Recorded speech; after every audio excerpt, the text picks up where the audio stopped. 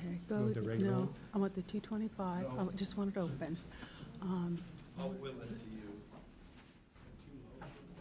Revenue options, 225. This right here? Yeah, just open it and have it available. Okay. And then which one, that one, and then go, so just make that small. Yeah. And then go to the meeting before, I will, which, 19 special? yeah, 19 special. This right here? Yeah, and just make it small. Yep. In case we need to go back and forth between them. And that one's small, and that one's small, and this one's out, Yeah. and this one's big. All right, Right? share that. Yeah, that's okay. As long as the mic's over there. Are you right-handed or left-handed? Right.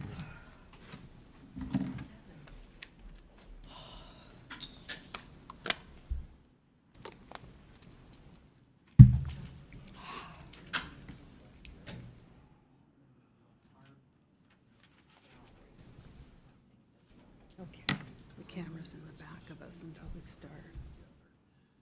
It's down on us. Shows the council. No, the recording started too. Testing, testing, 1, 2, 3.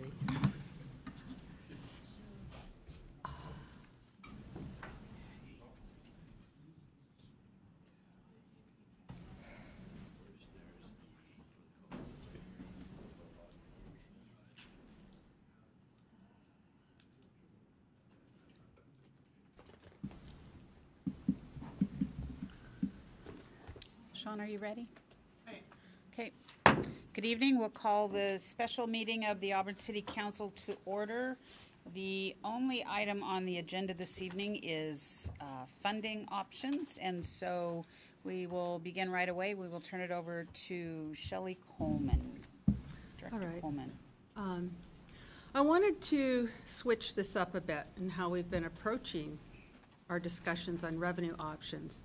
And what I want to talk about is if there's any questions on our previous sessions, we have those available, but I won't belabor the situation that we're in and how we got here, but it has to do basically that revenues are less than expenditures, and our reserve balances are not going to carry us through in perpetuity, and they're going to run out in a few years. So we need to figure out how we're going to bring this budget back into balance and be sustainable. So what we're going to do is we're going to review the 6-year forecast that we've been looking at ad nauseum for the last couple of months. And we have now amended it. Now that we've closed out 2018, we know where we're at, where our position was, how much carry forward we have. There's also some council actions that happened that weren't in the budget. There were some fee increases.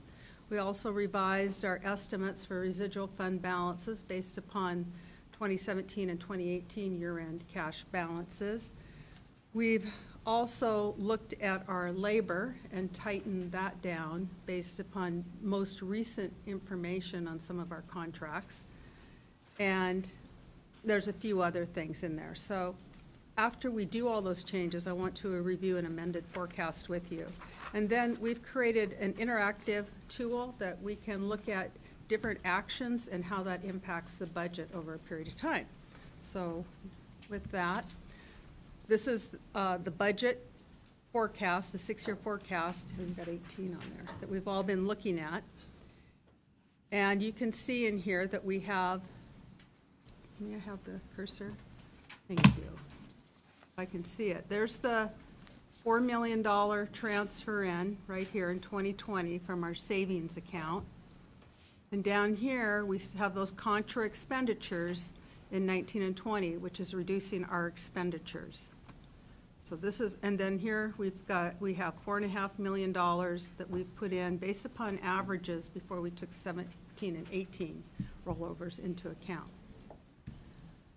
So these are the things that we did. This is what we changed to the 6-year forecast. The council increased the business license revenue, and that increase doubled our revenue. It was not incorporated into this budget document. We put the revenues together. The fee, even though it went into effect January 1st, 2019, the 2019 business licenses were mailed out in 2018. So the former fee before the increase was the fee that is being charged for 2019 unless someone comes in and wants a new business license. So you can see that's about $1 million over the 6-year forecast. Also, council, based upon the cost of service study that we did last year and completed, and Peter Moy from FCS Group brought that forward and discussed that with you. And this council did increase the developer fees in some of the areas, and we anticipate that to be about $600,000 a year. Of course, that'll be based upon activity, and it may be less than $600,000 in some years, but then again, it may be more in some years based upon activity. So we can adjust that moving forward based upon information that we get out of community development as far as what they're expecting our permitting activity to be. We also have a salary adjustment. We looked at where we were coming in with our contracts and where we thought we might come to settle. And we also have looked at fine-tuning or sharpening our pencil on the out years, 2021 through 2024. We had across-the-board salary increase of 2% a year.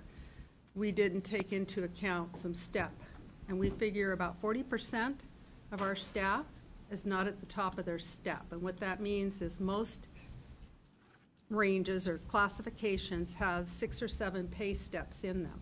And there's about 2.5% between each step. And so when the employee matures and they reach the top of that pay grade, they no longer have those step increases. We only had a 2% COLA calculated in there, so we wanted to increase that to 2.5% rather than 2% in those outer years. We also have looked at the residual balances, which is our carry forward. We went ahead and put the 2019, this year, $5.5 million estimate for carry forward. We've increased the 2020 to $5.5 million from $4.5, and then we've increased it out not as much in the later years, because the further out we get, the less certain we are. And we can look at that if we need to put more or less. Once we have some of these budgets in place, sometimes things don't happen as planned, and so the money falls back into fund balance at the end of the year. But many times those projects that didn't get completed that were planned, we rebudget those in the next year. And we'll be looking at that budget amendment here in a couple of weeks, and we'll see how much we're carrying forward. But I think we're going to be okay with what we have here right now. Interest earnings, score's the next one. We put $5 million in for 2019 and 2020. We're going to increase 2020 by about $500,000. As you know, Federal Way will not be part of SCORE in 2020. We're not certain where our legislative efforts will be and what we'll be able to do. And we anticipate there may be some increases in SCORE for a couple of years until we get some movement on our contracts. And it may be better than this, but this isn't a real conservative number, but it's not a real aggressive number. So we'll have to just watch that. We'll know more in about 3 months. But interest earnings, we haven't been doing a very good job at projecting those. So we went in and looked at what they are today. We're getting 2.5% on our money, and we put it up to, in 2021 and on out, we put it up to 2.75. A year ago, the Fed was pushing towards the rate to be 3.34 for the federal rate. They've ramped that back a bit to maybe 2.8, 2.9, but we went with 2.75. Just, we don't know how they're going to step. I know that they were pushing for the 3.4, but there's factors in the market that are going to limit it right now to even get it over 3%. And finally, property tax. When we put this budget together, we had an estimate of what property tax would be at the end of the year. And we came in a little bit better and increased the budget amount. We don't budget 100% of the levy, but this increases the levy to 99.5%. So with all those actions, that's about $9 million that we've thrown into this forecast. We also had about $3.5 million more dollars than we thought we'd have at the end of 2018. And that has flowed through all this. And so we have come up to a revised 6-year forecast, and this is kind of small on the screen, but the big number is down there on the right-hand corner, the very bottom number, where we've gone from the changes with putting the $9 million in, plus the extra cash. We did remove the contra accounts. This brought us to about 17.3 million. From 30 million. Yeah, which is a significant Yeah. change. So, To that these forecast. things are constantly moving. As soon as we get information, we want to update. So what does that do? We've talked about several things that we can do, from different revenue options, maybe even, program options. So I asked Bob if he could build something for us that we could use as a tool to look at how things would impact, what it would look like if we did certain things. So if we move on over a little bit. So there's a list of items there. I hope you can all see them. But everything in green, this shouldn't be green. This here? Oh, yeah, private, that's city. Everything in green is, this is the same thing as the 1% increase in city utility tax. Yeah, we can't. The private utility taxes aren't under council. That would have to go to a vote. But everything else in green is under city council authority, and everything in black would require a vote. Now, what we have here are different options. We even have down towards the bottom, we have streamlined sales tax. There's things in the legislature going on right now, which we won't know for another 3 months, for sure, until a budget gets signed, whether that mitigation, there's a possibility that that may be continued at some level, but we don't know. So we even put that in, if that was continued at some sort of level. So we can check a box, any box. So if there's an increase in the private utility tax of 1%, you can see the impact in our bottom line there. If we look at a 10 cents per square foot on a B&O on a square footage, you can see what that does. If we looked at a 0.5% decrease in expenditures, you see how much that moves.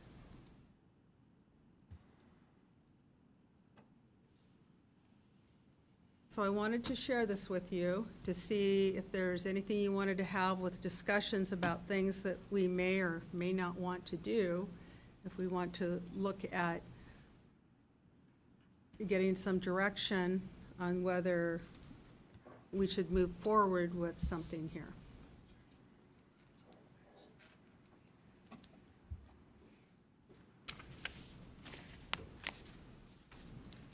Is there a question?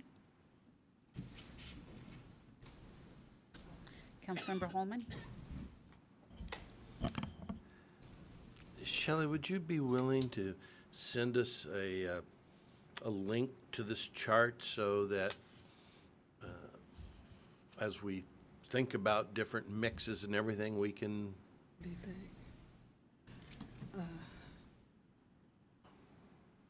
It's an Excel spreadsheet, and it's a little bit complicated.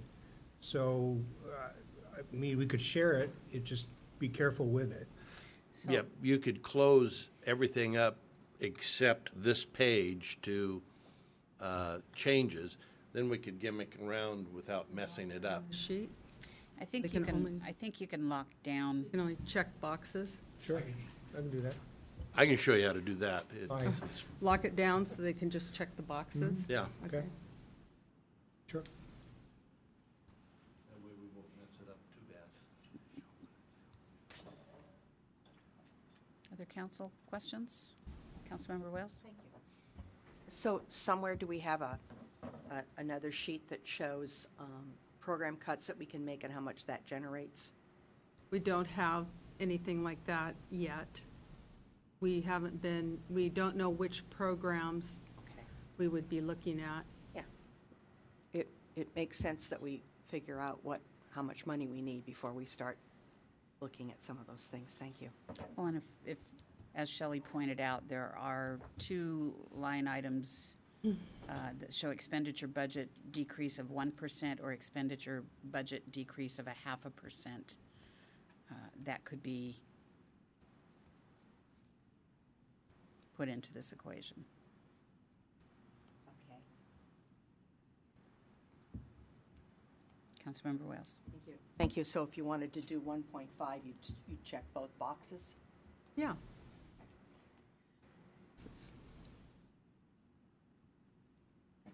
And then we have the years out there too. We just pick 20 or 21 or 19. We can change those years and then formulate the formula.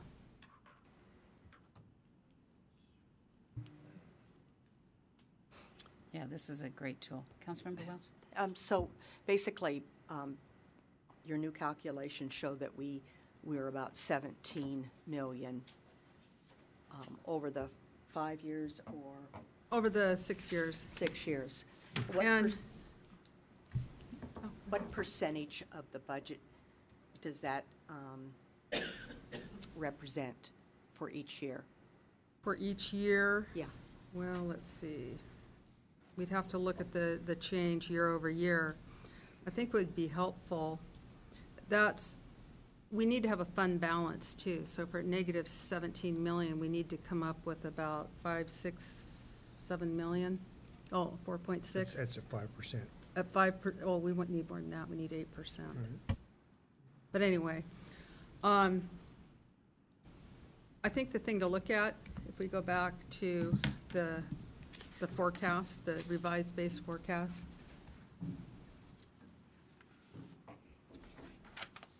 If we look at the revenues compared to the expenses and see how that delta is growing, like in 2021, we have 73 million in revenues and about 84, a little more than 84 million in expenses. And even if we add back in the 5.25 million to reduce the expenditures by that, we still have a pretty sizable gap. So we need to bring those two together, closer together, the revenues and the expenditures. So Shelley, can you, and Bob, can you show what it would look like with either a B&O or click on those to show what that does to the, 1%. It's the 1%, to the gap? yeah.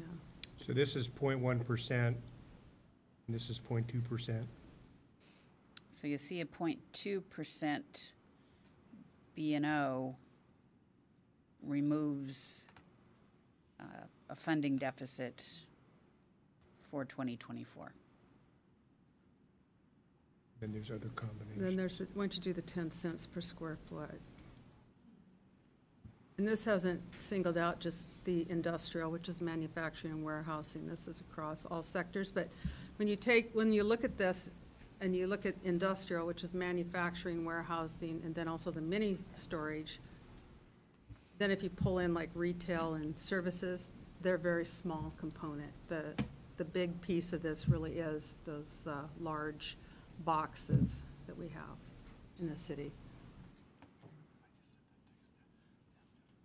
So it wouldn't be quite as much, but it's And not a lot. I believe you put some assumptions in these calculations. So Yes. since we have time today, do you want to go down the list and kind of put in what your assumptions were on each one of those so council has a better understanding of Okay. what those are? The private utility tax increase, we've got one in 2020, 2021. That would be going out for a voted increase in our electric, gas, telephone, utilities, and a 1% increase would garner about 1.1 million. That's that for Each each year. year. And that's what we have in there. So you can see in 2020, we have it including 2020, but in the 2021, we don't start it till 2021. So you can see how the impact changes. And then if, for the B&O tax, you see that there's a little line there for expenses associated with the B&O tax. If there was a B&O tax and it was on gross receipts, we'd need to have someone to manage that program, because you got to tie it out to the business licenses, you got to make sure that they're coming in, people are going to have questions, they're going to be calling. So you need to have some staff to answer the phones. So would that be a negative? Right, so each time any of the B&O tax ones are selected, then that shows up as an additional expenditure in the forecast. Then the 0.1% B&O tax, we show that in 2021, and we figured that will get us about 2.8 million. And then the 0.2 is about twice that. The 10 cents per square foot plus a 1% B&O. You can see that, plus a 1% B&O plus a 2%. And you can see the numbers to the right there across. The property tax lid lift, this would be 2 million in the first year, and then it would be maintained, and it increases, it would be 2 million, then it'd be, if this was this property tax list is a one-time, and it would increase 1% year over year. So it actually, in the second year, it would be about Yeah, it's 2 million. 2.02. 2.02, okay. Yeah, so they're rounding up, so, or down, because it's not. And then the property tax lid lift, 3 million, that's a one-time, one-year permanent. Because there isn't if it's 6-year, you'd see that increasing at a greater percent in the subsequent years. The 0.1% public safety sales tax, that's voted. That can be used for public safety, and that's 1.4 million a year. I'd like to remind you that auto sales are exempt from that particular voted tax. Then the property tax lid lift, 2 million. What's the Did difference? he just start in? 2021 Right. versus 2020. Right, so all of these are the same, starting in the later year. Okay. And then, okay, and so same way with the 0.1% public safety. 1% increase in city utility tax. That's the internal tax, correct? Correct. About 700,000 a year. Increase in other fees. This is where we go in and look at, there were some other fees in development and public works that we could look at. You could look at any fees that the city charges on the fee ordinance. And that's just a general number. If we were to look at our fees and say we need to increase our fees by $1 million, that's what we get. Increase in any other revenues, expenditure budget decrease, 1%, 0.5%. And this is just each year. It's not year over year. It's not cumulative on those expenditure. Streamlined sales tax. If let's take a look at that. Why don't you check that one, Bob, and see what it does? And I looked at this as I don't know what they're thinking, but they're saying that the Marketplace Fairness Act will offset any revenues we get. We lose all the growth, but if it was 1.5 million in 2020 and then decrease $300,000 a year, this is what it would do. It'd impact us from about 17.3 to 12.5 million if something like that happened, under our assumptions. Are you talking about the new bill that we are supporting and that Representative Stokesbury is sponsoring? Is that for the incentive for to be a job center for the warehouses? Yes. Okay. And I'm just calling it streamlined sales tax. I suppose I should call it the job center. But anyway, if there's some money, I just threw in a number and Sure. decreased it each year. Maybe it would not decrease. Well, I'm thinking the intent of that was not to have that decrease, but to be an ongoing incentive. We'll see how it plays out down in So Olympia, we but can change that assumption. We'll know more in a few months. yes. Other questions? Councilmember Wells? Thank you. So when you look at the first line, private utility tax increase of 1%, the total is 5.6, but I come up with 5.5. But Because there's rounding in there. Because each of these numbers, there's more behind the decimal. Okay, so my question is, if you were to take the private utility tax increase of 1%, which equates to 5.6, and you took the 1% increase on the city utility tax, Okay. you would get 3.5. You would increase other fees, you would get 5. And if you decrease expenditures by 1%, you get 4.3. When I add all of those up, I end up with almost $17 million, which is our deficit. It's actually above that. Is that correct? Yeah. Yeah, well, it's a little bit more, it looks like It's here. actually 'cause above that because of the Rounding. rounding that was We only go to one behind each decimal, one of and those. it's, Okay. there's numbers out behind it. Okay. But there's what you just talked about, and that's under those assumptions. Councilor Wells, I'm sorry, we're probably having a hard time hearing you. Can you bring your mic down if you're gonna? Oh, yeah. bring down? Just You bring know the me whole- and Mike's. Just bring the whole. Yeah. And so remember, anything that's in black is voter approved, anything in green is council manic.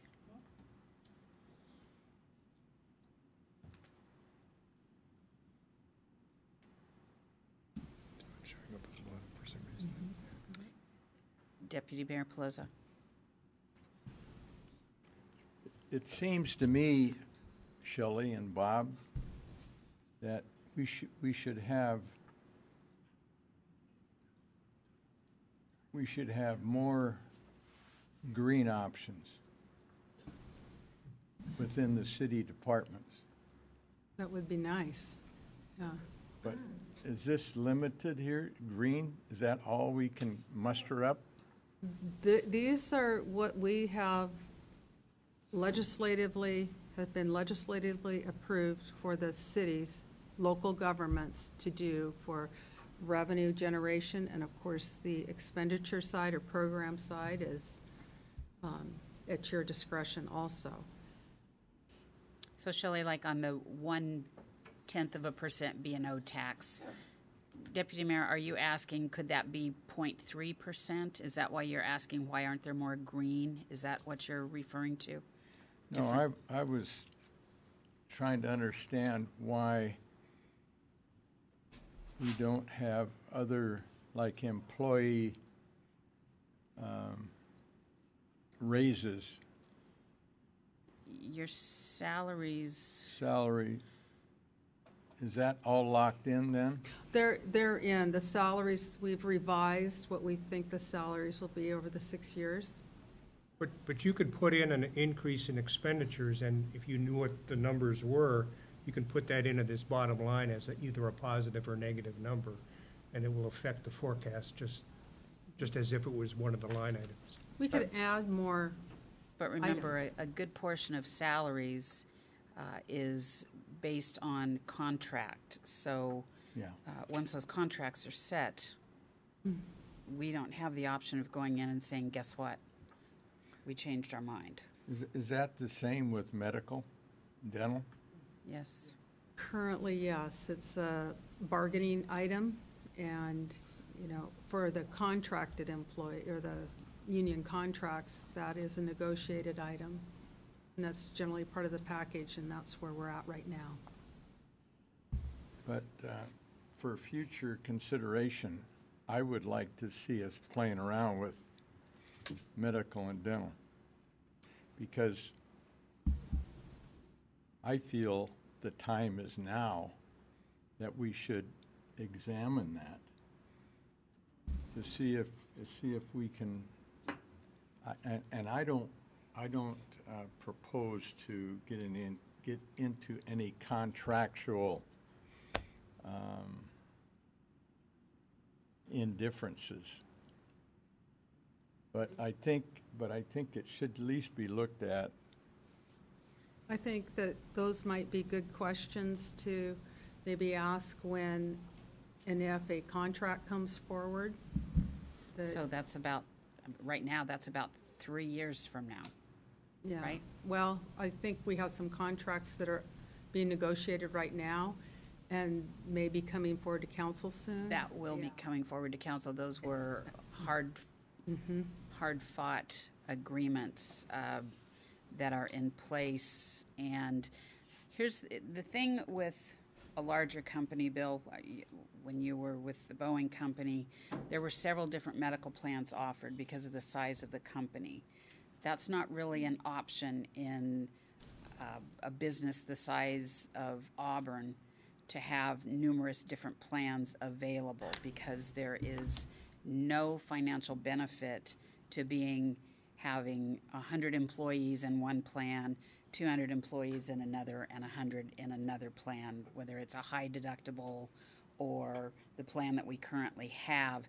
Those aren't really feasible to do. So if you're going to be looking at the benefits, especially on medical, dental, and vision, that takes quite a bit of time to work on. It's not something that, if council were to say we want to change medical plans, that's not something that's quickly done, especially when they are negotiated in a contract.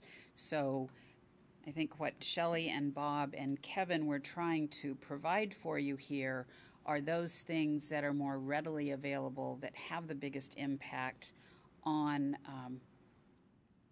moving that bar and changing that gap. Is that right?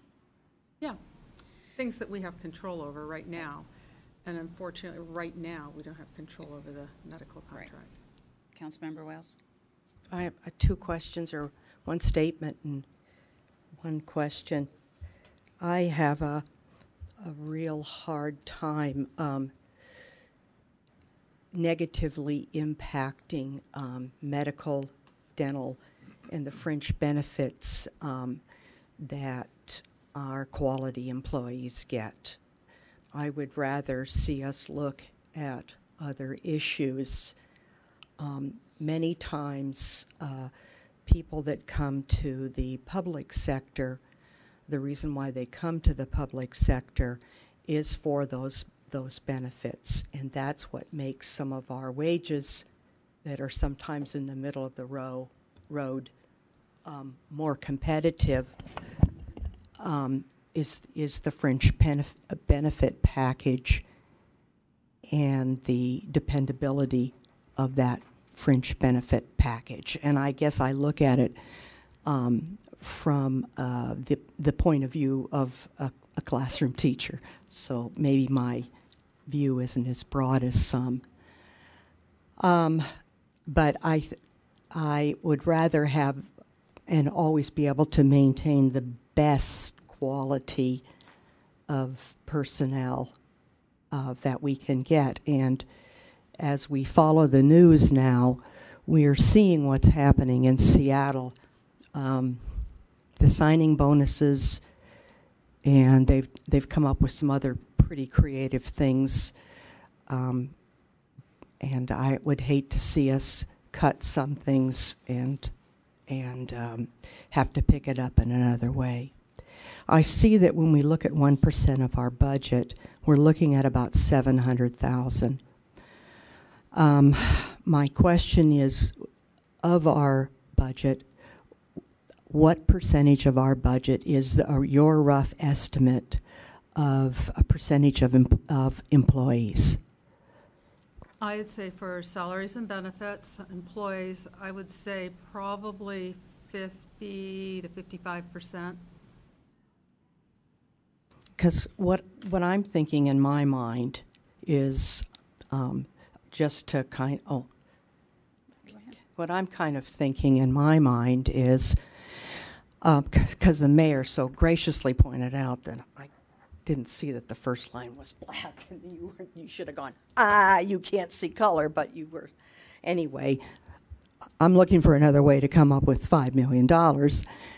And so what I'm doing is looking at non-employee related areas and seeing, what we can do with some of those things. And I'm wondering if we don't have some programs that might be outside our primary mission statement. And every time I share this with the mayor, she gives me wonderful data about how, no, you can't do that, Largo, because of this, this, and this. And so I'm sure I've got a Pollyanna view, but I think that maybe we need to look at some of our programs. May I share something with you, council member? Yeah. About a year ago, I went through our budget, our general fund budget, our operating budget, with a fine-tooth comb, identifying discretionary versus non-discretionary revenue. And about 83% of the general fund budget, when you count employees, is non-discretionary. And that leaves us about 17% as discretionary, which is generally our service contracts or supplies and things like that. So it's difficult to trim what we need out of our discretionary budget. And when I say contracts, we could put labor contracts in there, but it's, we're talking about our jailing services, we're talking about our court services, we're talking about our 911 services, we have some bond debt out there. Those are things we're contracted and we have to pay those.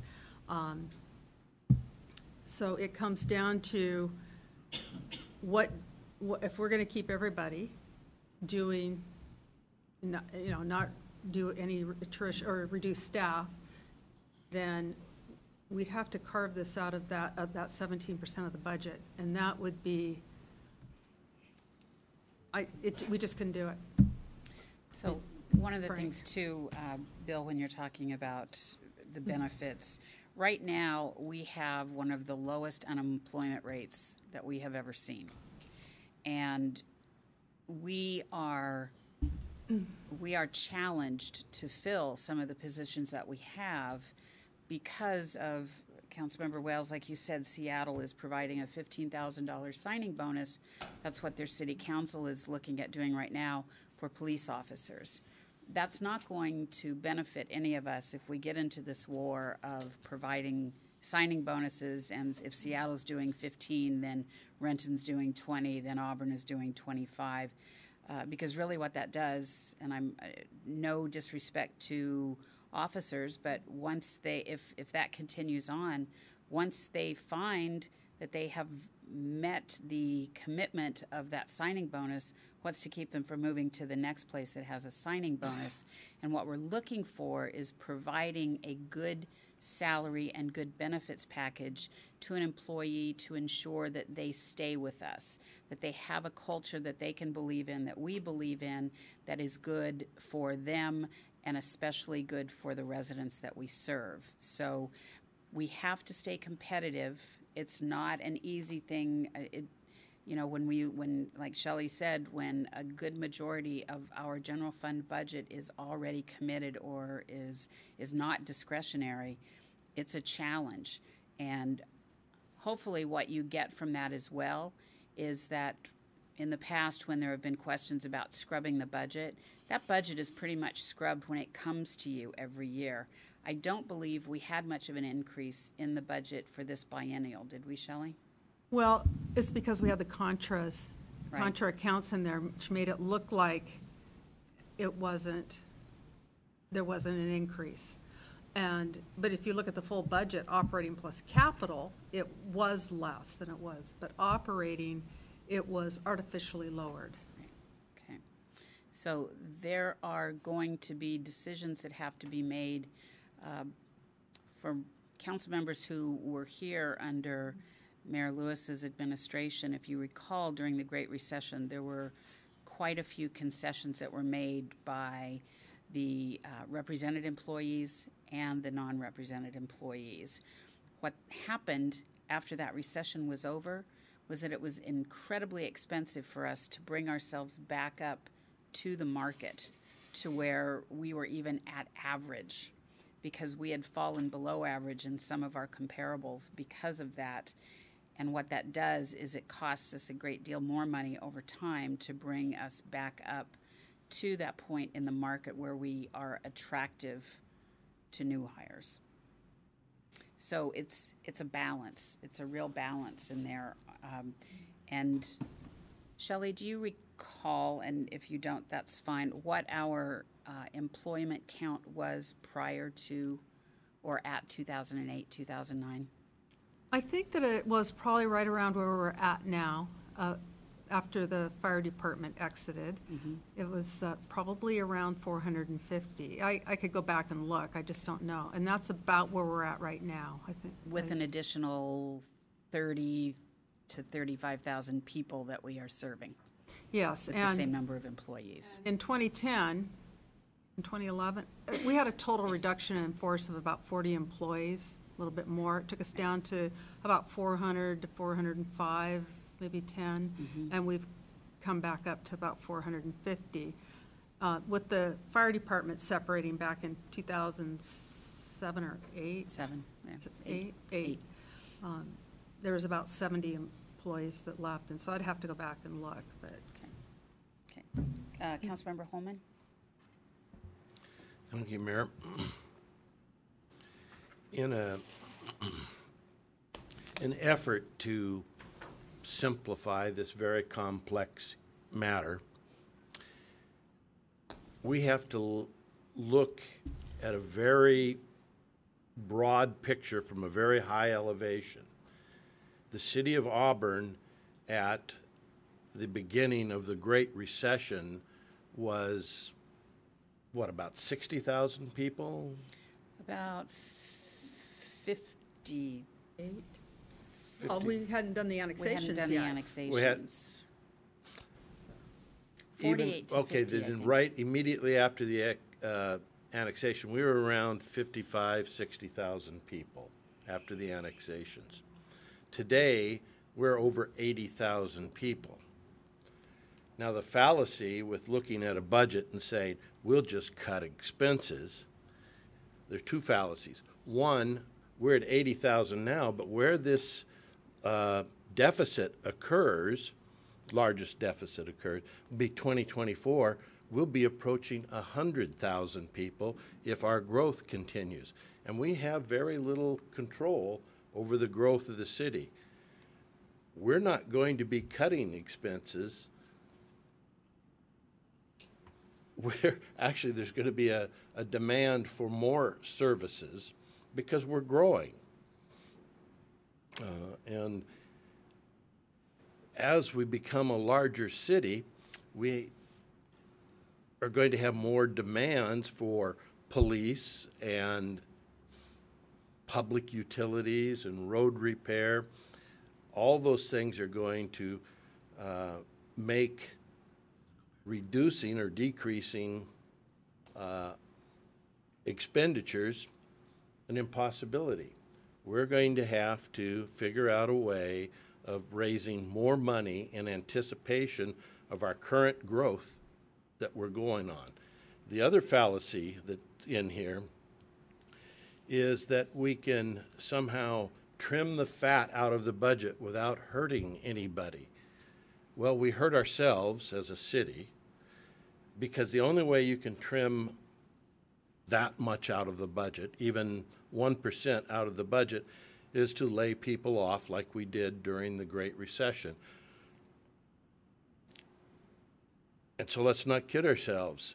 Do you want to do with less police? Do you want to do with less road maintenance? We just came through Snowmageddon. What if we weren't able to put road maintenance and maintenance crews out on the street and police officers 24/7 during a snow event or any other natural disaster. We live in a city because of the services that city can provide us collectively. So I think we need to look at what we can do councilmatically. We also need to look at what we can do with the vote of the people, because that will require us as a city to communicate with our residents what the problem is, what's causing it, and make them part of the solution. We need to hear from them. We need to involve them in this decision. Thank you. Councilmember DeCoursey. Thank you, Mayor. Shelley and Bob, looking at the chart again, the levy lid, the $2 million, you explained it, we've got $2 million over year one, then 2% year over year for the next 5 years on the 6-year lift. Can you explain the $3 million? Then also, we've got the 4 line items showing 2020 start and then 2021 start. If we were to go out in 2020 for a levy lid initiative, how much time do we need to prepare that, and when would that actually be a voter initiative? Well, backing up, I'd look at the voter schedule and figure out what election you wanted to put it on, whether we'd have, put it on in, I think that's February, May, August, and November generally are the times that they're out there. Would we be able to get it on the November ballot? Would you want to put it on the November ballot? And so if we were going to put on the November ballot, we'd need to get busy and get out and start putting together an information educational program to take out to the neighborhoods. So we'd have to get really busy and package that. If we're in February, if you go out in February, so it's the timing of when you go out. But I think that we need to get it on a ballot, we need no less than 6 months, 9 preferably. Councilmember Wells. I kind of agree with council member. Oh, sorry. I kind of agree with what Councilmember Holman shared and what Councilmember DeCoursey was alluding to, the concept of getting our citizens involved in this process of feeling the pain and helping us make the right decisions. But I have another question. So you talked about 17%. You said 55% of our budget is employees, and that includes their fringe benefits and everything.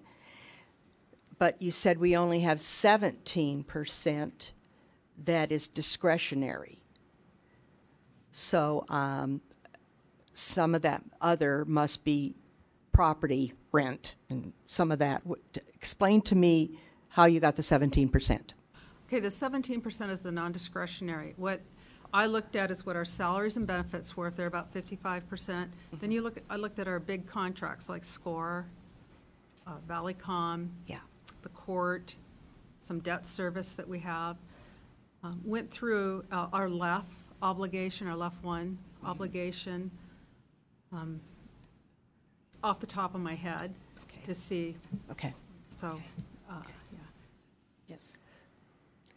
One last comment is, I'm sure the mayor can remind me of the date, but when we entered into the SCORE was one of the finer decisions that we made. And we have done very, very, very careful crafting with the number of police officers we have, the vehicles, the SCORE, and everything. And that's one of our primary positions, and I could never support anything where there's any kind of decrease in that area. Due to departmental leadership and mayoral leadership, we saved a ton of money with SCORE, and anyway, I just don't want to see us going near in any way, shape, or form our real quality police department. Thank you. Councilmember Brown. Thank you. I must have hit something on my computer just went off, but Oh, it's back on. I just have to say that, you know, I really appreciate the work that this council does on an ongoing basis, because this is all pretty complicated stuff. And I'm amazed at how difficult the choices can be here. But I think that, you know, just thinking about going forward, I believe that this council can make some decisions and should make some decisions, but I don't think I think we want to bring the public in. And so part of our solution, I believe, has to be helping citizens understand what the obligations are, what the choices are, and give them an opportunity to support this path forward so that we are going forward in a sustainable way as a city. So, you know, where it may seem a little less difficult to go forward with everything in the green area so that it's all councilmatic decision-making, but I don't think that that's entirely appropriate. I think we want to involve the citizens to be making them part of the solution and educating, communicating with our residents in the city. So anyway, that's just my thinking. Be interested in anyone else's thoughts on that as well. Council members, any other comments or thoughts for this evening? Councilmember Holman? Now, as to just specifically the B&O tax, we as a council need to think of policy implications, the difference between a tax on revenue versus a tax on square footage versus a tax on number of employees, the different types of B&O taxes that we have available. And the policy is, what effect does that have on the makeup of our businesses? For instance, a square footage B&O tax is going to affect warehouses that have a lot of square foot but employ very few people and lower paid jobs, perhaps encouraging them to move over to manufacturing or value-added warehousing, which would be good for our economy. We need to look at the implications of how that's going to affect our business community. I've already expressed at a previous meeting my feelings on B&O taxes in general, but we may be forced at this time to move in that direction. But if we do, we need to figure out how we want to structure that B&O tax that will advantage our business community, all that big slice from through the floor of the valley there. Thank you. Deputy Mayor Pelosi. Thank you, Mayor.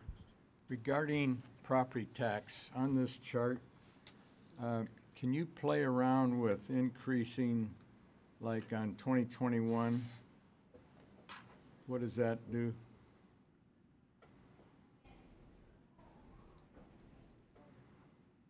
Right. And these two are just a 2 million and a 3 million, 1 year permanent left.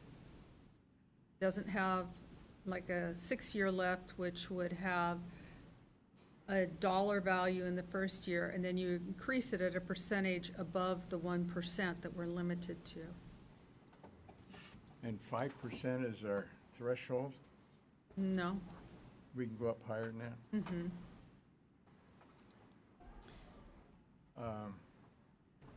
Or yes, I should say. I think that we need to show more increase in property tax.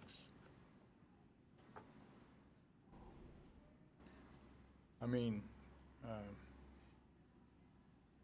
if if we're gonna provide all the services that we provide in this city, which comparable with other cities, we're a giant compared to other cities based on our population, on what we provide our services for our citizens who pay taxes. And I really think we ought to go up to 2-3% and see what it does for us. Thank you, Mayor.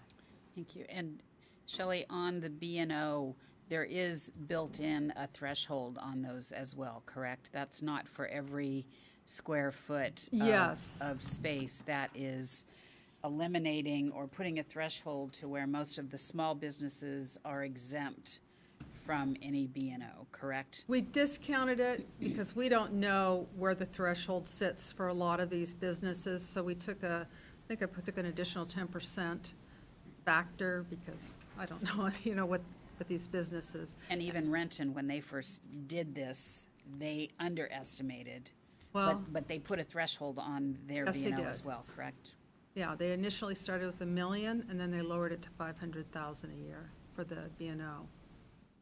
And, yeah, For their revenue. for the revenue, for gross the revenue, gross sorry. revenue, the gross receipts tax, yes. And I even did something on the square footage here where I figured there's going to be some threshold where, if you've got 1,000 or, I don't know, Kent's got 1,000 or 4,000, I'm not sure. They've got a few thousand square feet, and anything below that doesn't pay a square footage. Everything above that does. So council, just remember that these aren't raw. There are some calculations and assumptions that are built into those. Councilmember DeCoursey? Thank you, Mayor.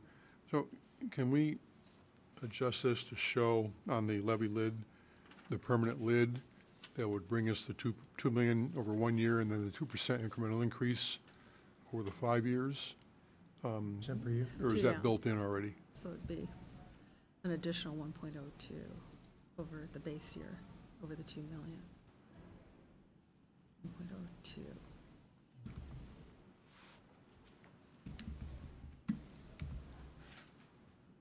That would be in 2020. I'm not saying we, need to do it right now, but if we could show those line items in there. And then also break out the line items on the B&O tax at a different per square foot amount. So for example, a 5%, 7%, 10%, or 5 cents, 7 cents, 10 cents. Okay. And then also looking at it solely from the standpoint on B&O of just including warehousing, manufacturing, and mini storage as a separate line item. Okay. We Councilmember can West? add to this, But we're going to do it right now.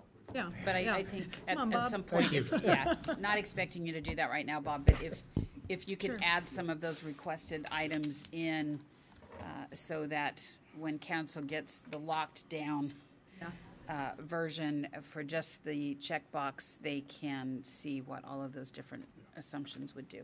Councilmember Wales? Thank you. I'd be interested in the percentage of our budget that's spent on administration across the departments and the FTEs. Okay, So in the future. okay. Okay? Thank you. Sorry, FTEs and what was it? Administration across the Administration and FTEs. Yep.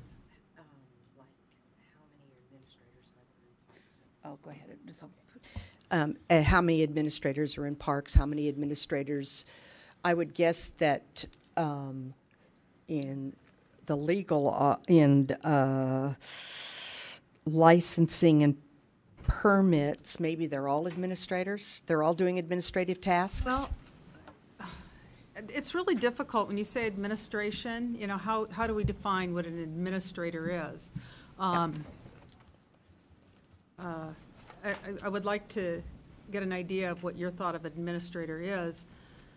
Is that a clerk, or is that a rec person? Is that an accountant, or is it all management? I would think all management. Okay. Okay. Okay. Thank you. Okay, any other final questions? We're coming to the end of the time that we have allotted for this today. Okay. Final comments? Shelley, Bob, Kevin, there's Kevin. Thank you all for your work on this. They did come in over the weekend to get this tool ready for you for tonight. So thank you very much for that work, and we look forward to being able to utilize it going forward to look at many different scenarios. And we are adjourned from the special city council meeting.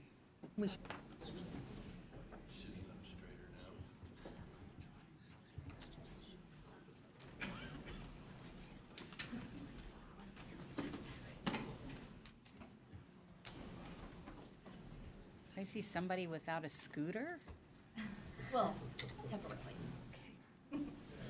Somebody without a scooter? With the little horn on it. Sean, you and Jason will let me know when you're ready for the next meeting. Okay. Just a few minutes. 2 minutes? You. A few.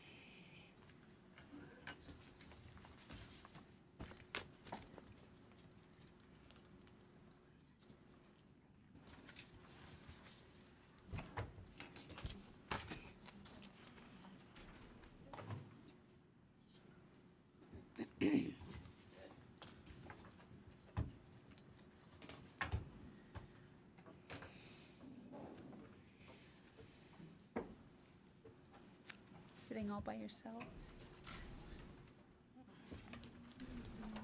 You'd think you'd be surrounded. Everyone's in awe. Okay, Mayor, I'm ready. Mr. Third. Ready?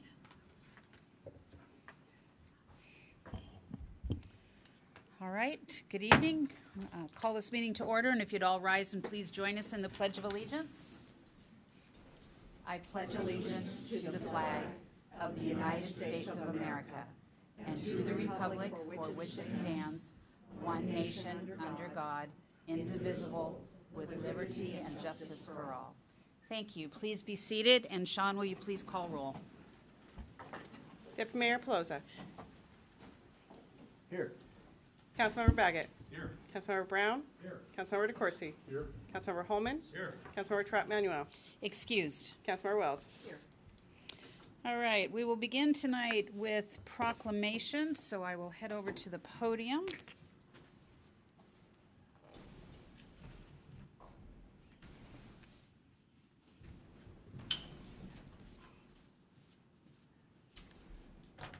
And council and members of the audience, I'm sure you've noticed that there are two very lovely, intelligent, talented ladies in the audience tonight with perhaps some headwear that you don't have. And so if I could ask them both to come forward. We have Amanda Enns, Miss Auburn's 2019, and Austin Douglas, Miss Auburn's Outstanding Teen 2019. Thank you. Yes, I agree.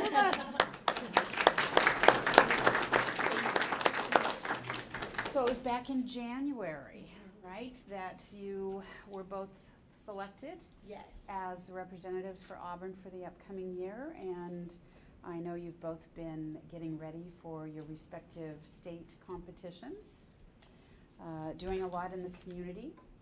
And what we like to do is have our Miss Auburn and Miss Auburn Outstanding Teen proclaimed the Goodwill Ambassadors for our city for the year, because they do a great deal of work that is promoting the city of Auburn, and we are very proud of these two very lovely, intelligent, and talented young ladies that we have this year. So the proclamation, and I have one for each of you, so you don't have to fight over it, reads as such. Mayor's Proclamation. Whereas the Miss Auburn and Miss Auburn's Outstanding Teen Scholarship Program recently concluded the selection process and crowned 2 new title holders to represent the city of Auburn. The program is proud to announce Amanda Enns as our 2019 Miss Auburn and Austin Douglas as our 2019 Miss Auburn's Outstanding Teen. And whereas title holders selected by this program agree to serve as Goodwill Ambassadors, they will lead by example and serve as role models and mentors under the 4 points of the Miss America crown. What are they, ladies? Service, scholarship, style, and success. Very good. And whereas title holders commit to serving their community during their year of service wherever they can. They work to promote their service platform by volunteering to speak at local schools and other organizations, making appearances at city and community events, fundraisers, parades, and whereas the Miss Auburn and Miss Auburn's Outstanding Teen Program is a stepping stone to Miss America. Volunteers of the program will assist these young ladies in furthering their scholarship earnings and personal development by preparing them for state competitions. Both will represent Auburn with the goals of becoming the next Miss Washington and Miss Washington's Outstanding Teen. And now, therefore, I, Nancy Backus, Mayor of the City of Auburn, do hereby proclaim the designation of Amanda Enns, Miss Auburn 2019, and Austin Douglas, Miss Auburn's Outstanding Teen 2019, as Goodwill Ambassadors for the City of Auburn. We proudly give special recognition to Amanda and Austin for their accomplishments and extend our best wishes in making their year of service exceptional. Dated this 4th day of March 2019. And thank you for what you have already done in our community, and thank you in advance for what you will be doing in the community. I have a feeling that you both have something that you would like to say to the council and to the audience, so please, by all means.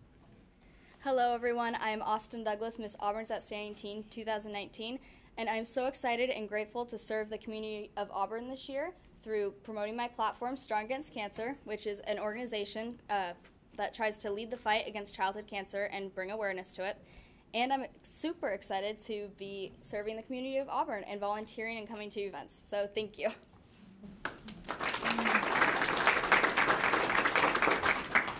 I also would like to say thank you. I'd like to thank our lovely mayor and the Auburn City Council for having us and for giving us these proclamations.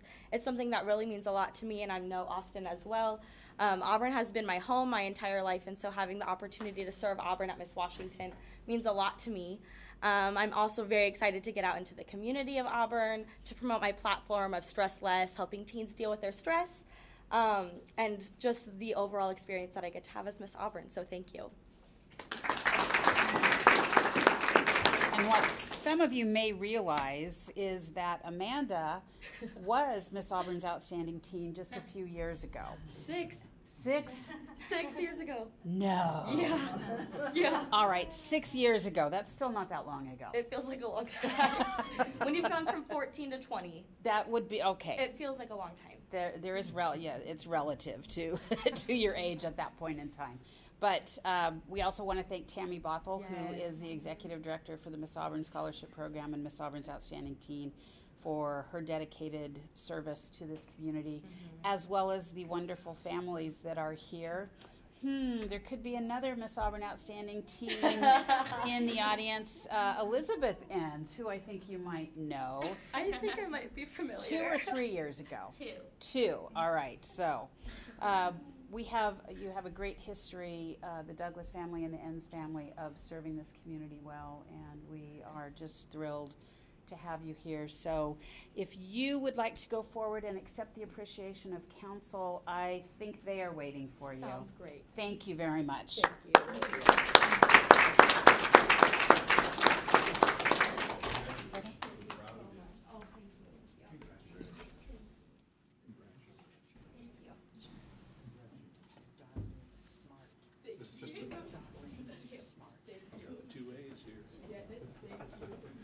Council, do you want to come down here? We'll try to get the photo down here. Probably be able to get everybody together maybe a little bit easier.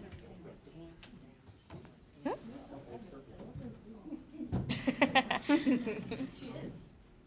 I love that your mom is not on a scooter. Until tomorrow. Till tomorrow. Another surgery. Squeeze in. Yep. Squeezy, squeezy. Give us your best pageant pose. Ooh, that's a good one. There, you got it. You got the wave, too. Thank you. Thank you. Thank you very much. Thank you.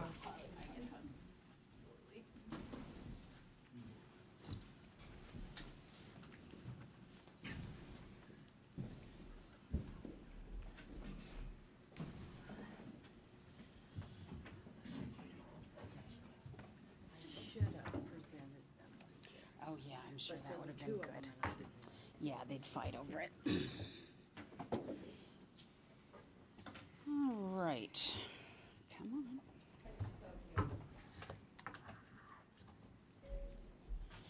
All right, we will move on to appointments. Tonight we have a few appointments, first being the Transportation Advisory Board reappointments. City Council to confirm the following reappointments to the Transportation Advisory Board for 3-year terms expiring December 31st, 2021, and those are for Steve Karstens and Michael Harbin Jr. Do we have a motion? Deputy Mayor Pelosi. Thank you, Mayor. I move for the appointment, to confirm the appointment of those two gentlemen. Thank you. Do we have a second? Councilmember Brown. I second that motion, Mayor. Thank you. Deputy Mayor Pelosi. This is for 3-year terms, like the mayor said. That's it, Mayor. All right. Are there any questions or comments? Hearing none, all those in favor of the 3-year appointment for Steve Karstens and Michael Harbin Jr. to the Transportation Advisory Board, please say aye. Aye. Those opposed, please say no. Passes. Next is the Civil Service Commission. City Council to confirm the appointment of Stan Adamski to the Civil Service Commission for a 6-year term to expire December 31st, 2024. Do we have a motion? Deputy Mayor Pelosi. Thank you, Mayor. I move to confirm the appointment of Mr. Adamski. Thank you. Do we have a second? Councilmember Baggett. Second that, Your Honor. Thank you. Deputy Mayor Pelosi.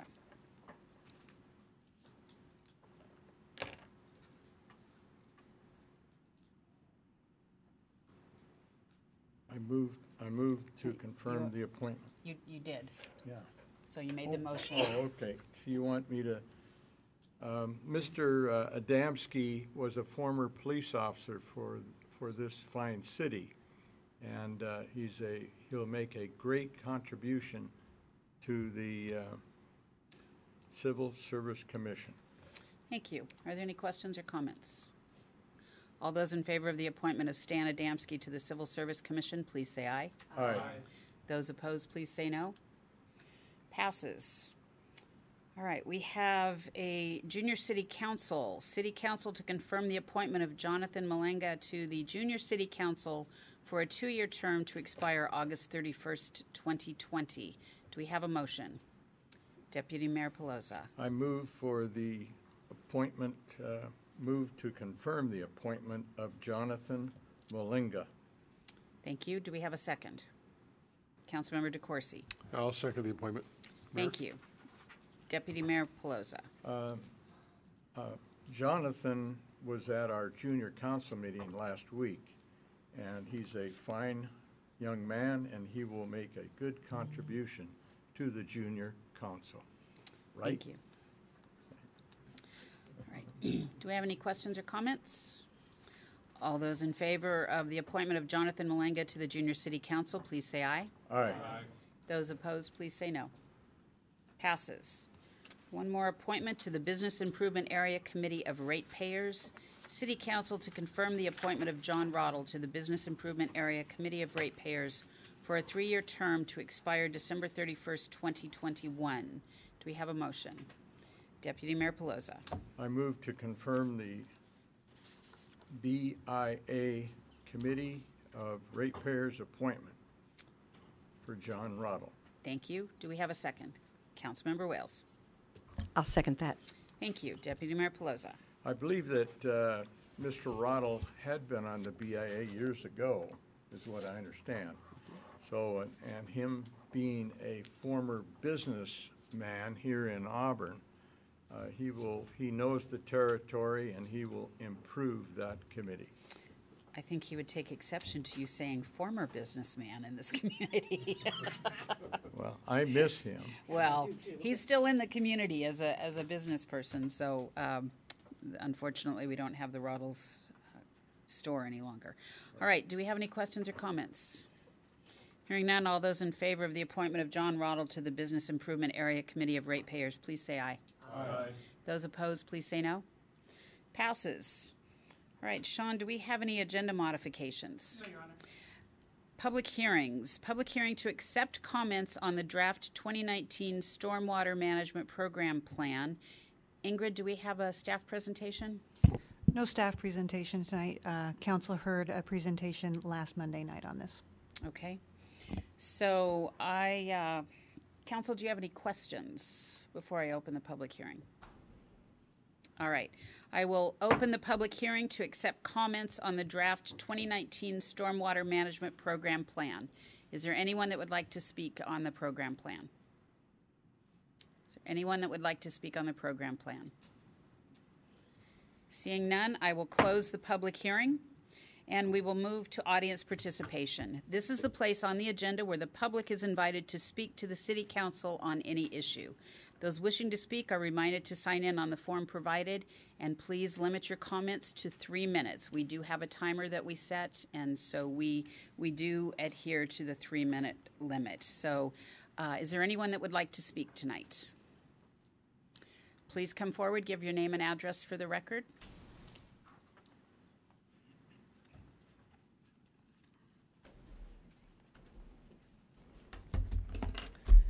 Hi, my name is Alyssa Johnson, and my address? Yes, 5628 South 305th Street. I'm here to inform you all of the need for parks on the West Hill. I'm here with a couple neighbors. There's more that are coming later. And Sean? I'm sorry, it's not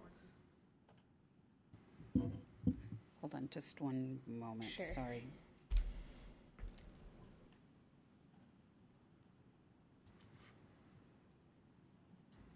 Okay, so can I start? Yes, please go Okay, ahead.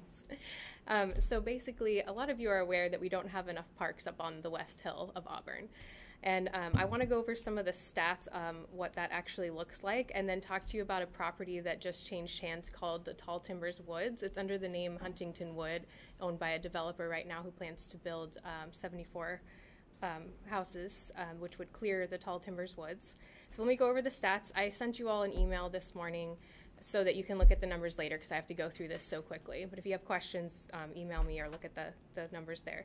So the Auburn Parks standard is to have 6 acres per 1,000 residents, and I was able to come up with a need on the West Hill of about 34.5 acres as sort of a conservative estimate for what we would need. And currently we have just about one 5-acre park in the West Hill. It's kind of on the south end. The Tall Timbers is up on the north end. There's a couple other potential locations for parks, and those I think total to maybe 10 to maybe 20 acres of land. So that would still put us at no more than 25, so we would maybe need 10 to 20 more acres to fulfill the need for parks in the West Hill. And Tall Timbers Woods is it's about 20 acres. Part of it's the woods we call Tall Timbers. Part of it's a little bit of undeveloped easement property. And it was named Tall Timbers actually by a campfire, a group that ran a day camp there for over 60 years. They actually have expressed an interest in continuing to rent it from the city as a day park, a day camp again. They loved that location, and we actually have testimonials from former camp goers, and that's included in the packet that I sent you. This is a beloved property by the residents. We all know it well because we can see the tree line from all around, and there's nothing undeveloped within about a half mile of Tall Timbers. So really, this is the only location that will serve the need of those of us around this location. So right now it's changed hands. It's owned by a developer, and we neighbors up on the West Hill would love to see the city approach the developer and try to acquire this land to create a regional park to serve our needs up on the West Hill. I have a neighbor here who's probably going to speak next and tell you a little bit more about what it means to us on an emotional level. Thank you. Thank you very much. And are we able to fix the? Okay. Okay. Otherwise, I've got the timer on my phone as well. It's just like to have the visual for people to know how much time they have.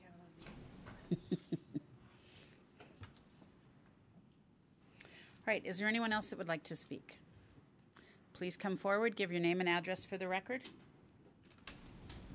And as much as we're going to try and show 3 minutes for you to speak. It's okay, I've timed it and it's less. My name is Jennifer Kirby and my address is 5610 South 301st Street. I would like to address the housing development Huntington Woods that is scheduled to begin work this summer in the West Hill neighborhood of Hillis Hills. This area is a 20-acre wooded property surrounded by a pretty densely housed area. The clearing of tall timbers to some means more housing, a possible raise in their property taxes, and more tax money for schools. I agree that all of these things are good, but at what cost? This collection of trees is much, much more than that.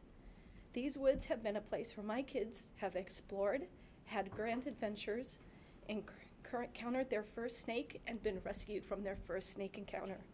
We have had Easter egg hunts, balloon fights, hide and seek, bird watching, and simply listening to the wind through the trees. These things go beyond a pure monetary value. These trees add value to our lives. They are a refuge from the concrete, YouTube, Snapchat, and traffic that will be left behind when they're gone. These things have to have a value in preserving them for our kids. If this development goes forward with 74 house plan, the landscape of this entire neighborhood will be greatly altered. Not only will our kids no longer have a bit of nature, something that we all need, but our streets will see a lot more traffic in an area that is already lacking in proper sidewalks and safe road crossings. Please reconsider this development. West Hill needs trees, dirt, birds, tree frogs, snakes, owls, and the sound of wind through the leaves. A true neighborhood park, more than 74 more houses. Thank you. Thank you. Is there anyone else that would like to speak? Is there anyone else that would like to speak? Okay. Please come forward, give your name and address for the record. Yes, this is Bob Zimmerman from 33029 46th Place South. I'd like to speak about the code issues I've been raising. I did hear from over the last year, at least 3 council people have told me there was a final report on the issues I've been raising, and I asked for a public disclosure document about what those were, and of course it wasn't available. Anyway, talking to various people, why they say, well, they have the right to make all kinds of interpretations and do whatever they want. Well, that's really not true. We probably need to talk about the exact laws and stuff that apply rather than me just mentioning the violations. Nobody seems to quite understand what I'm talking about. And the purpose and objective of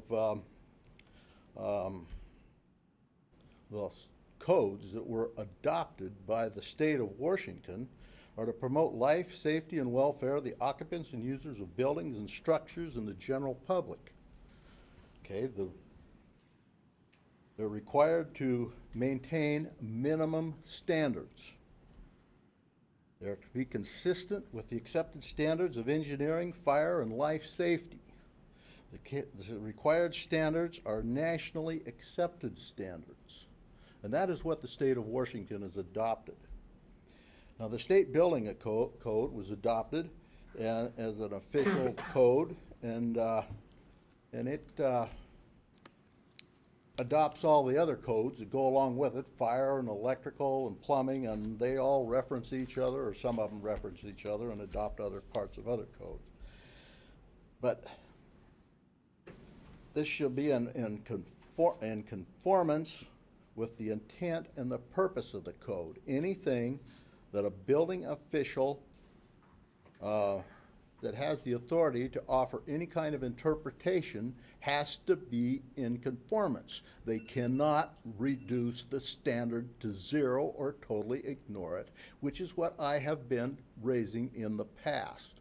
How much time do I have left? 30 seconds. How much? 30 seconds. 30 seconds. Okay, well, this is going to take a few weeks to get through all these laws, folks. So I'll just let you mull that over, and I will be back. You can be assured of that. Thank you. Thank you. Is there anyone else who would like to speak? Final time, anyone else like to speak tonight? All right, we will move on to, let's see, we have no correspondence, is that correct? Council Ad Hoc Committee reports. Council Ad Hoc Committee chairs may report on the status of their ad hoc council committee's progress on assigned tasks and may give their recommendation to the City Council, if any. We currently have one ad hoc committee, and that's Finance, and that is chaired by Councilmember Wales. Thank you, Your Mayor. I'd like to report that it is the recommendation of the Finance Ad Hoc Committee that the claims vouchers that are submitted this evening be approved. Both Councilmember DeCoursey and myself reviewed them and had no questions. So we're recommending approval. Thank you. Thank you. All right, we will move on to the consent agenda. All matters listed on the consent agenda are considered by the City Council to be routine and will be enacted by one motion in the form listed. Do we have a motion? Deputy Mayor Pelosa. Thank you, Mayor. I move that we accept the consent agenda. Thank you. Do we have a second? Councilmember Wales. I'll second that. Thank you. Deputy Mayor Pelosa. Yes, our consent agenda tonight covers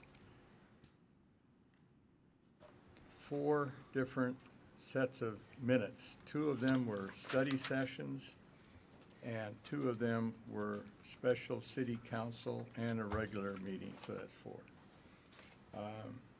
The claims vouchers and wire transfers came in the amount of $736,000, almost $737,000. The payroll vouchers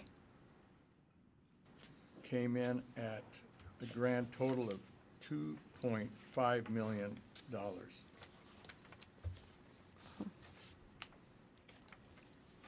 And we had one public works project dealing with seismic control valve for our reservoir number 1, water reservoir number 1.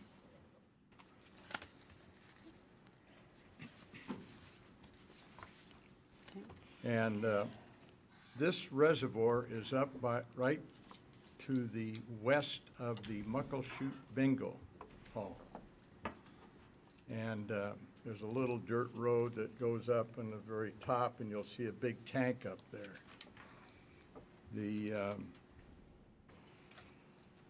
There is a change order number 1 because the contractor encountered a different pipe material than what was expected. And the total value is $664,000 to put that seismic fix into the water tank system. That's it. Thank you. Are there any questions or comments? Hearing none, all those in favor of the consent agenda, please say aye. Aye. Those opposed, please say no. Passes. We have no unfinished business. We have no new business, so we will move to ordinances and resolutions. Mr. City Attorney. Thank you, Mayor. Ordinance number 6709, an ordinance of the City Council of the City of Auburn, Washington, authorizing the renewal of ordinance number 6491 and ordinance number 6575 for T-Mobile West LLC franchise agreement number 13-37 for a wireless telecommunication system. Thank you. Do we have a motion? Councilmember Holman. Yes, I move to waive the council rules and adopt ordinance number 6709. Thank you. Do we have a second? Councilmember Brown. Thank you, Mayor. I would second that motion. Thank you. Councilmember Holman. We need to waive our council rules on this one. This is an ordinance, and it was not presented at the last study session because of the snowmageddon. So if we waive the rules and then adopt this ordinance, it will renew the franchise agreement with T-Mobile. Thank you. Are there any questions or comments? Seeing none, all those in favor of ordinance number 6709, please say aye. Aye. Those opposed, please say no. Passes. Resolution number 5411, a resolution of the City Council of the City of Auburn, Washington, approving the lodging tax grant disbursements recommended by the Auburn Lodging Tax Advisory Committee. Thank you. Do we have a motion? Councilmember Wales. I move for the approval of Resolution 5411. Thank you. Do we have a second? Councilmember DeCoursey. I'll second the motion, Your Honor. Thank you. Councilmember Wales. I'm real excited about this. This lodging tax grant allows us to do publicity and other supportive activities for Pet Palooza and our Veterans Day parade. Thank you. Are there any excuse me. Any questions or comments? All those in favor of resolution number 5411, please say aye. Aye. Those opposed, please say no. Passes. All right. We will move on to mayor and council member reports. At this time, the mayor and city council may report on significant items associated with their appointed positions on federal, state, regional, and local organizations. We will begin with Deputy Mayor Pelosa. Thank you, Mayor. I attended the wastewater treatment division meeting last week, and they had a loss of power at 2 pump stations within King County. There are 47 total stations, but 2 of them were lost. However, they did use emergency power, and the operation continued. Because of the West Point problem that we had a couple years ago, a total electrical inspection was done at each pump station, an inspection, and also they inspected the alarm systems at each pump station. We are currently working with King County to update the interlocal agreement, and this will provide further efficiencies and communications between King County and the entities that form that committee. And that is it, Mayor. Thank you. Thank you. We'll start with Councilmember Holman. No report, Your Honor. Thank you. Councilmember Brown. No report, Your Honor. Well, Councilmember Wales. No report, Your Honor. Oh, my goodness. Councilmember DeCoursey. 4 for 4, no report. All right. Councilmember Baggett. Oh, boy, to keep this democratic. Here we go. Do I get 1, 2, 3, 4? No, you do not. No, They did not secede their time to you, Councilmember. I'll try to keep this brief. Back on February 22nd, I had the honor of representing our city at the Pierce County Opioid Summit that was held at the Pacific Lutheran University in Tacoma. And basically, this is a similar event that King County has experienced in the past, and it brings a lot of people together to get the word out about what's happening in our counties. And basically, we had a guest speaker, a keynote speaker. His name was William Moyers. And some of you folks back in the Johnson era as president. You may recall Billy Don Moyers, or Bill Moyers as he was known, as he's an American journalist and political commentator and former White House press secretary, 1965 and 67. This is his son. And his son had gone through a considerable amount of addiction problems with alcohol and opioid abuse. He explained his problems that he had growing up as a young man. And he now has a family and has basically gone through a number of addiction processes to become clean, and is currently the Vice President of Public Affairs and Community Relations for the Hazelden Betty Ford Foundation. And a lot of you may have heard of the Betty Ford Foundation over the years.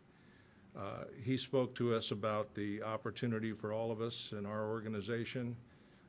And as most of you know, that we are a two-county system here. We have a number of people up there in the Lake Tapps Parkway and the Lakeland Hills area that are part of our community here in Auburn.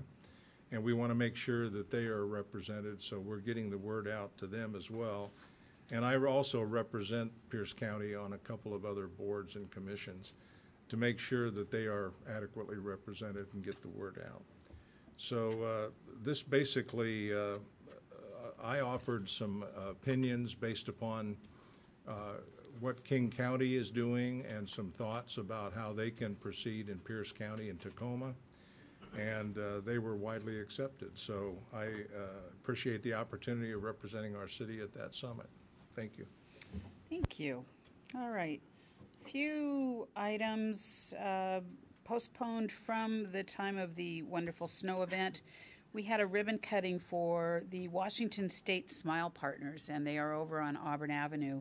And they have a mobile van that they take around to schools within this region, especially to those that have a large percentage of free and reduced lunch students, to provide good dental care for those students. And they also have their office over on Auburn Avenue that sees patients as well. So that's a great addition to our community, and that is done free of charge, I believe, on at those vans that go in. They received a van, I believe, from King County, and it's very basic inside. It has a chair, and it has facility. It has some of the tools necessary, and a place for the dentist or the hygienist to sit. So it's not a fancy ordeal, but it gets the job done, and it provides an opportunity for these students to have good dental care moving forward in their lives. On the 27th in the evening, I attended a Girl Scout meeting that was being held over at Washington Elementary.